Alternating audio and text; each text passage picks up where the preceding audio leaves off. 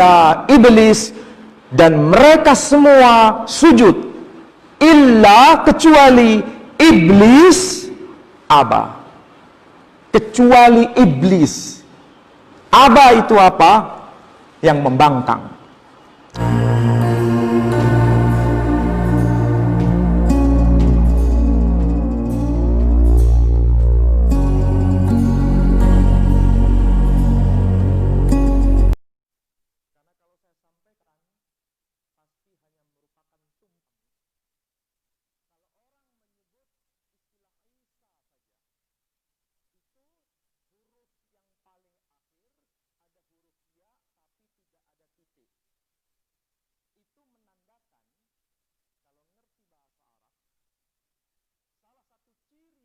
Dan huruf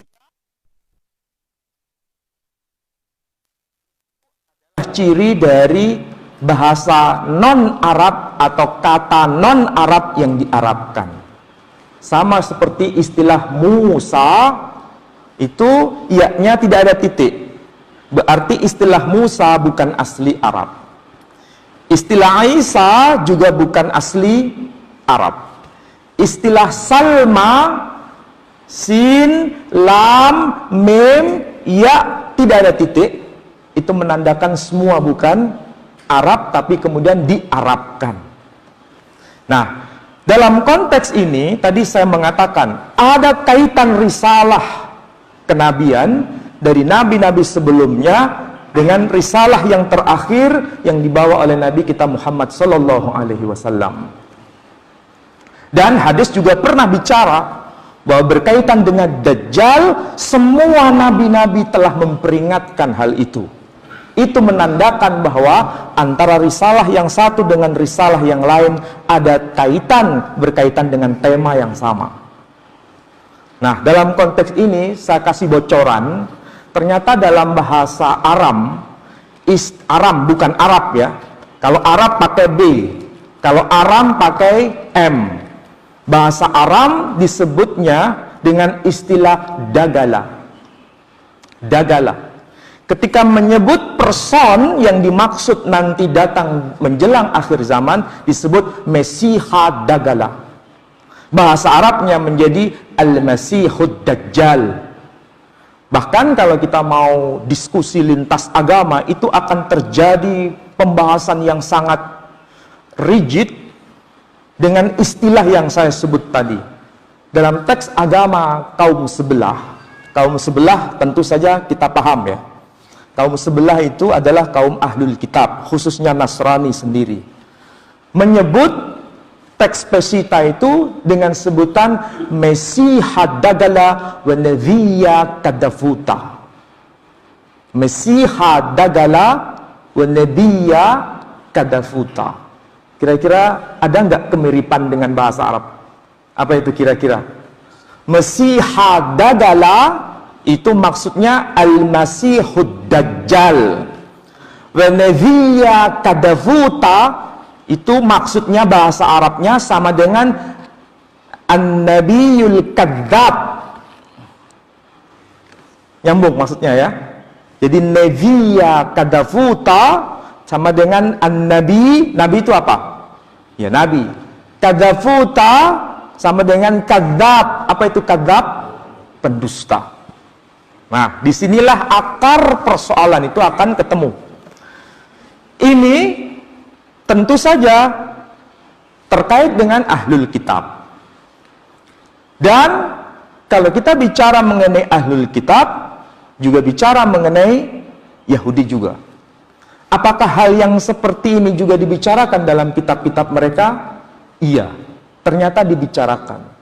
Jadi kalau ada hadis yang pernah disampaikan para asatid bahwa semua nabi-nabi telah memperingatkan mengenai Dajjal ini, berarti hadis yang disampaikan oleh Nabi kita Muhammad SAW itu benar. Karena istilah-istilah yang saya maksud itu ternyata bisa dirujukkan temuannya pada teks-teks sebelumnya. Nah, saudara-saudara, dengan demikian kita patut merenungkan apa yang tadi saya kutip dari Al-Quran, surat Al-Hadid, surat yang ke-57 ayat yang ketiga. Allah Subhanahu wa taala berfirman, "Huwal awwal wal akhir." Dialah Allah yang awal dan yang akhir. Ini maknanya cukup kompleks. Arti harfiah atau arti sederhananya, dialah Allah yang awal, yang mengawali segala sesuatu, wal akhir, dan yang mengakhiri segala sesuatu. Tapi dalam konteks ini sebetulnya tidak hanya bicara mengenai itu, tapi bicara mengenai sejarah berawal dan juga berakhir dari ayat ini pula. Jadi sejarah itu berawal dan sejarah itu berakhir dari konteks ayat ini juga. Allah lah yang pertama kali menggelar sejarah itu, dan Allah juga yang mengakhiri sejarah itu. Saudara-saudara, kalau bicara mengenai hal yang utama ini, berkaitan sejarah ini, sejarah itu saya kira semua paham ya, bagaimana peristiwa itu terjadi mulai dari awal sampai akhir. Ternyata sejarah ini berkaitan dengan sejarah kemanusiaan itu sendiri. Sejarah yang berkaitan dengan eksistensi kemanusiaan itu sendiri. Dan itu yang menyebabkan adanya peristiwa besar. Peristiwa besar itu tentu saja kita renungkan dari ayat yang sebetulnya berkaitan dengan penciptaan yang seingat saya pernah saya bicarakan di sini. Dan tentu saja kita ingat sebagaimana ayat yang termaktub dalam Al-Quran berkaitan dengan iblis itu sendiri. Kira-kira kalau bicara iblis itu konteksnya di mana? Pasti semua paham. Sekarang coba kita renungkan. Kalau bicara Dajjal, itu tidak bicara iblis atau bicara iblis? Bicara Dajjal, itu bicara iblis atau tidak bicara iblis? Bicara iblis. Jadi bicara mengenai Dajjal itu sebetulnya bicara mengenai siapa itu nenek moyang dari semua kebohongan dan dusta itu sendiri. Karena implementasi dari Dajjal itu adalah berkaitan dengan seorang manusia yang mengaku sebagai Tuhan dan dia melakukan kedustaan-kedustaan, dan dia sebetulnya dikontrol oleh sebuah kekuatan, dan kekuatan itulah yang merujuk pada iblis itu sendiri. Dan kalau bicara ini tentu bicara mengenai peristiwa yang paling awal itu sendiri. Disinilah Allah menggelar peristiwa besar. Seingat saya dulu pernah bicara mengenai ayat yang termaktub dalam surah Al-Baqarah. Bagaimana Allah bicara, inni ja'ilun fil ardi khalifah. Sesungguhnya aku akan menciptakan khalifah di muka bumi. Jadi inni ja'ilun fil ardi khalifah. Sesungguhnya aku akan menciptakan khalifah di muka bumi. Kalau bicara khalifah jangan dikaitkan dengan istilah politik. Kita kembalikan istilah itu pada Al-Quran. Jangan dikait-kaitkan dengan hal yang lain. Biarkan Al-Quran bicara apa adanya.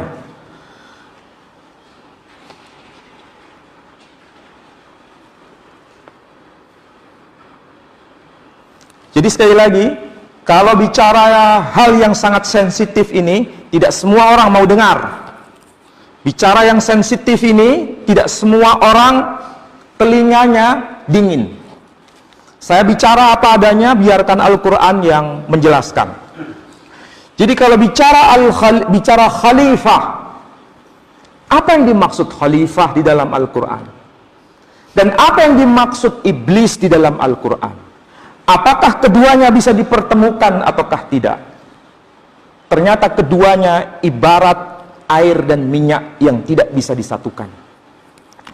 Dan Al-Quran mengulangi lagi bagaimana peristiwa itu digelar, disampaikan di dalam Al-Quran, terutama dalam surah Toha.